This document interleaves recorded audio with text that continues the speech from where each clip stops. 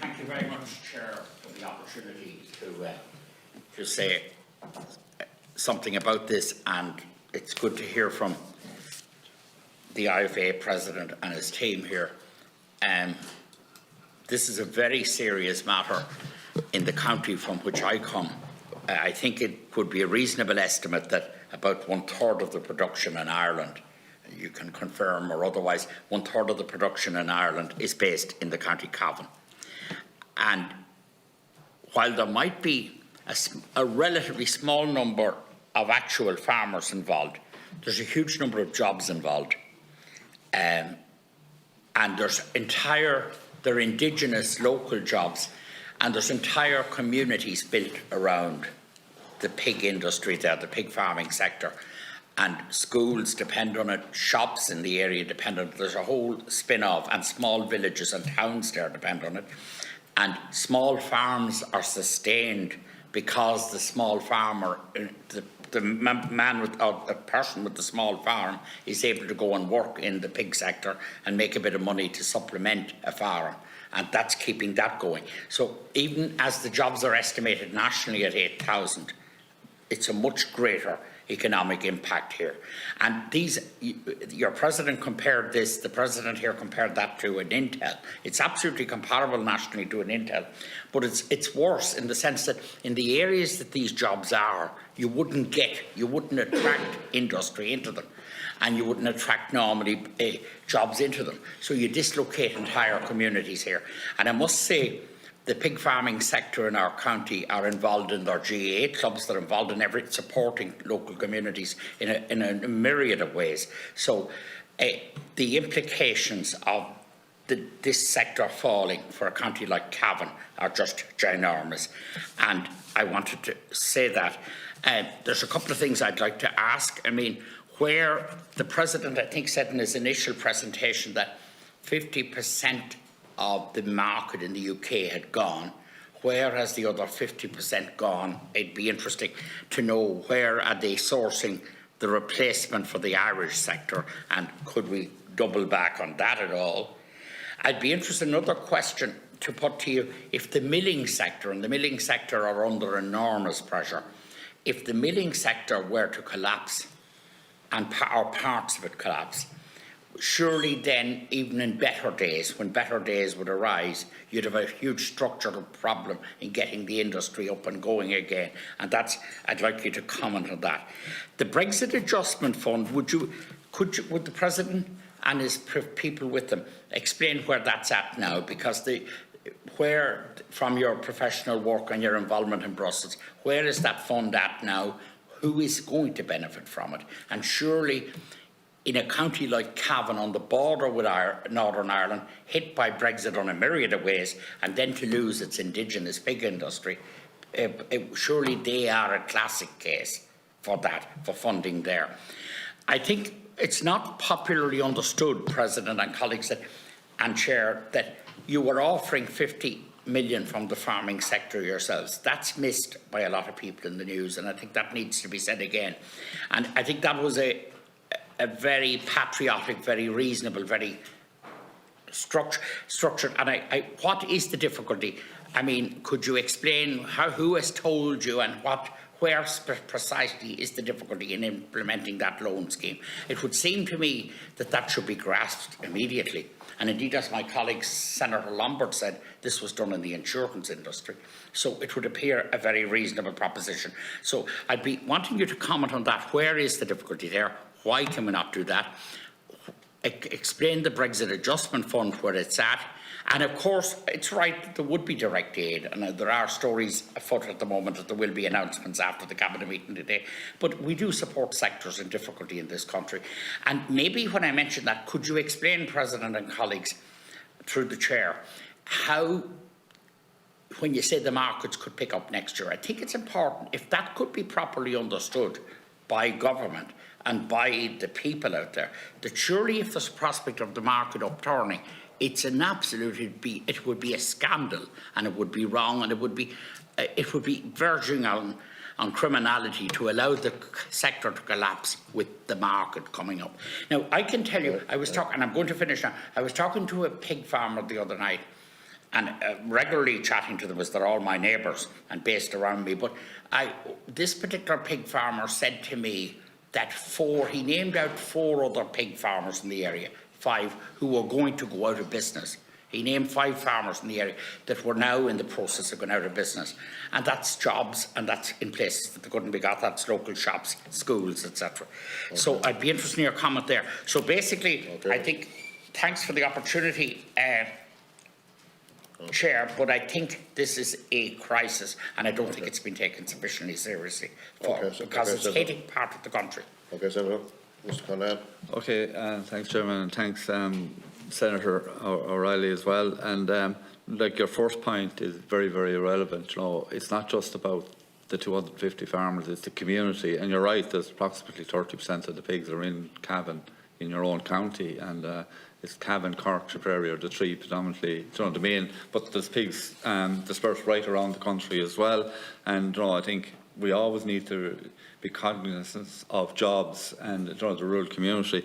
But look, to get to who was displacing Irish pig meat in the UK market, well, obviously the Dutch and the Danes would, because you know, when there is price pressure across Europe, and there was a huge outbreak of African swine fever in Germany last year, so that put pressure on the European price, so they were displacing us in that market.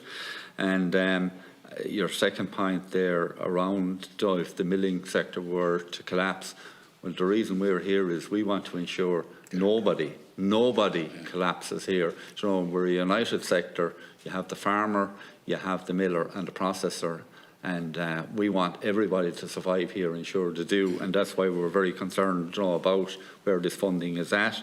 And your third point there around the BEAR, the Brexit Adjustment Reserve, well, you know, that funding has to be distributed or used up by the end of 2023. The clock is ticking on that. My understanding is the only funding that the Minister is committing to at the moment is, you know, around the fishermen, you know, where boats are going to be tied up, but there's a substantial amount of that money there.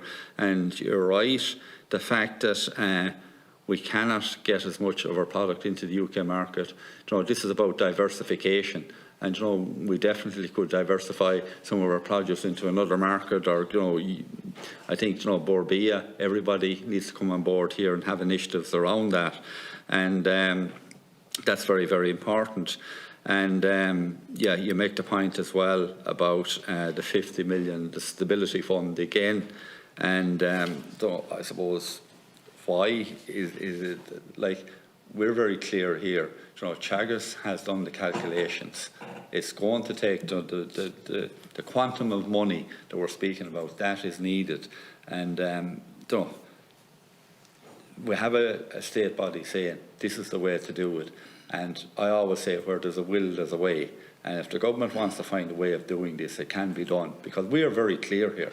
And coming in here, and I was part of negotiating the statutory levy in the past, and I'm hearing from the department we'd have to bring primary legislation. I don't think, Deputy, any of the TDs in the Dáil would object to primary legislation coming through that's going to keep the sector alive in Ireland. That's one of the reasons we're hearing. So, you know, they're the issues we're trying to get over at the moment.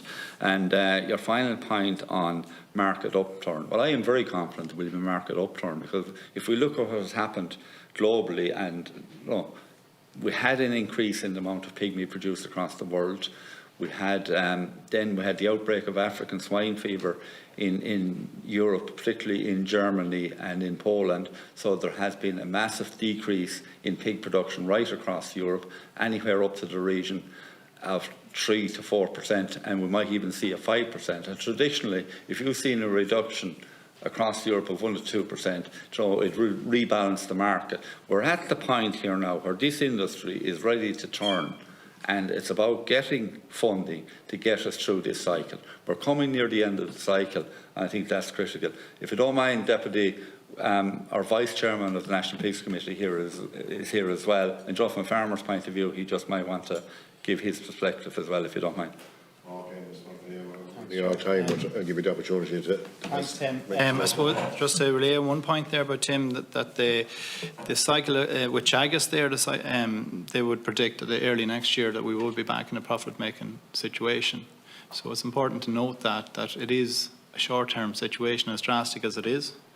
I suppose A few small points on, to bring it back down to farmer level, like the average size farm in Ireland is predicted to hemorrhage $500,000 this year. And for any individual farmer to be hemorrhaging that level of money obviously is insustainable. If that farmer was to go under, you're looking at the loss of 7 jobs on the farm and another 53 indirect jobs.